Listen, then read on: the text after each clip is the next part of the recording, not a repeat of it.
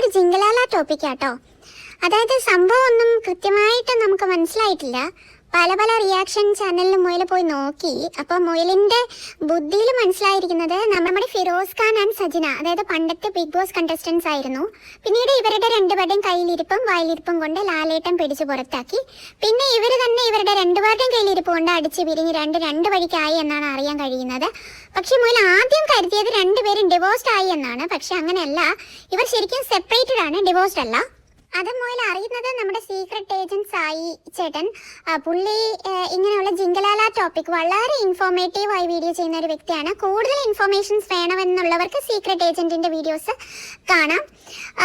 അതിൽ വളരെ ഡീറ്റെയിൽഡ് ആയിട്ട് സംസാരിക്കുന്നുണ്ട്. അപ്പോൾ സംഭവം എന്താണെന്ന് വെച്ചാൽ നമ്മുടെ സജിനയും ഓസ്കാർ അവാർഡ് കിട്ടിയ പൂക്കുട്ടിയും തമ്മിൽ എന്തോ ഡിസ്ക്വാളിഫിക്കേഷൻസ് ഉണ്ടായിരുന്നു. അപ്പോൾ അതിനെ തുടർന്ന് അവർ ജിങ്കലാല ചെയ്തു. അപ്പോൾ ഈ ജിങ്കലാല നമ്മുടെ ഫിറോസ് ഖാൻ അറിഞ്ഞു. അങ്ങനെ ഫിറോസ് ഖാൻ ഇടപെട്ടു. പക്ഷെ സജിന പറയുന്നത് ഫിറോസ് ഖാനാണ് ആദ്യം ജിങ്കലാലയ്ക്ക് പോയത്, അതിനുശേഷമാണ് സജിന ജിങ്കലാലയ്ക്ക് പോയത് എന്നാണ്. ഇതിൻ്റെ ഇടയ്ക്ക് നമ്മുടെ ദിയാസന ചേച്ചി എങ്ങനെ വന്നെന്ന് മനസ്സിലായിട്ടില്ല.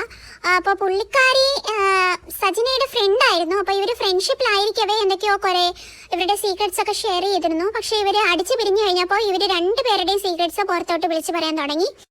അതാണ് ദിയാസന ചേച്ചിക്ക് ഇതുമായിട്ടുള്ള ബന്ധം എന്നാണ് മുതൽ മനസ്സിലാക്കുന്നത്. പിന്നെ സജിനയെ സപ്പോർട്ട് ചെയ്തിട്ട്, അതായത് സജിനയുടെ ജിങ്കലാലയ്ക്ക് സപ്പോർട്ട് ചെയ്ത ഒരുപാട് യൂട്യൂബേഴ്സ് മുന്നോട്ട് വന്നിട്ടുണ്ട്. അതിൽ പ്രധാനമായിട്ടുള്ളത് നമ്മുടെ ആണ്. അപ്പോൾ പുള്ളിക്കാരി ഈ ജിങ്കലാലയ്ക്ക് എല്ലാ സപ്പോർട്ടും എല്ലാവിധ പിന്തുണയും കൊടുത്തുകൊണ്ടാണ് മുന്നോട്ട് വന്നിരിക്കുന്നത്. അപ്പോൾ പുള്ളിക്കാരിയുടെ വീഡിയോസും കുറച്ച് ഇൻഫോർമേറ്റീവ് ആണ്. അതായത് പുള്ളിക്കാരി കൂടുതലും ചെയ്യുന്നത് ഇങ്ങനെ ജിങ്കലാല സബ്ജക്ട്സ് എടുത്തിട്ട് അതിനെപ്പറ്റി വളരെ ആധികാരികമായി വളരെ ആഭ്യന്തര കാര്യങ്ങൾ പോലും ചർച്ച ചെയ്യുന്ന രീതിയിലാണ് പുള്ളിക്കാരി സംസാരിക്കുന്നത്.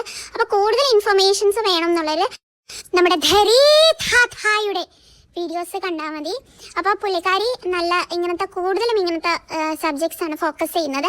പിന്നെ ഒരുപാട് പേര് ഈ ലൂപ്പിലുണ്ട്. നമ്മുടെ ജിനൂസ് വ്ളോഗിൽ ജിനു ചേട്ടൻ, പുള്ളിക്കാരനും ഇത് വളരെ ആധികാരികമായി പഠിച്ച് ഈ സബ്ജക്റ്റ് ഒരുപാട് പഠിച്ച് വീഡിയോസ് ചെയ്തിട്ടുള്ള ആളാണ്. അപ്പോൾ പുള്ളിക്കാരനും ഒരുപാട് ഡീറ്റെയിൽഡ് ആയിട്ട് അറിയാം. മോൻ്റെ വീഡിയോ അത്ര ഡീറ്റെയിൽഡ് അല്ല. പിന്നെ നമ്മുടെ ലൈഫ് ഓഫ് അനന്തു എന്ന് പറയുന്ന ചാനലിൽ അനന്ത് ചേട്ടൻ, ആ ചേട്ടനും ഇങ്ങനെയുള്ള ജിങ്കലാല സബ്ജക്ട്സ് കൂടുതലായിട്ട് റിയാക്ട് ചെയ്യുന്ന ചേട്ടനാണ്. അപ്പോൾ ആ ചേട്ടൻ്റെ വീഡിയോസും വളരെയധികം ഇൻഫോർമേറ്റീവ് ആണ്. അപ്പോൾ എന്നാണ് ആരൊക്കെ തമ്മിലായിരുന്നു ജിങ്കലാല, വളരെ കൺഫ്യൂസ്ഡ് ആണ്. ഇതിൽ ഒരുപാട് ആൾക്കാരുള്ളത് കൊണ്ട് തന്നെ നമ്മൾ വളരെ കൺഫ്യൂസ്ഡ് ആണ്. അതായത് ഇതിൽ നമ്മുടെ ദിയാസന ചേച്ചി ഉണ്ട്, സജന ചേച്ചി ഉണ്ട്, ഫിറോസ് ഖാൻ ഉണ്ട്, പൂക്കുട്ടി ഉണ്ട്, പിന്നെ കുറേ വ്ളോഗേഴ്സ് ഉണ്ട്. അപ്പോൾ ഈ മൊത്തത്തിൽ കൺഫ്യൂഷനാണ്.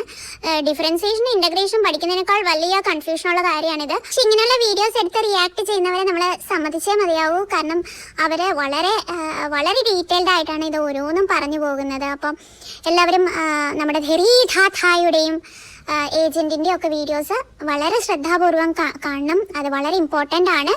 അപ്പോൾ ഇത്രയുള്ള മുയലിൻ്റെ വീഡിയോ പുതിയ സബ്ജക്റ്റുമായിട്ട് വരാം. അപ്പോൾ ബൈ.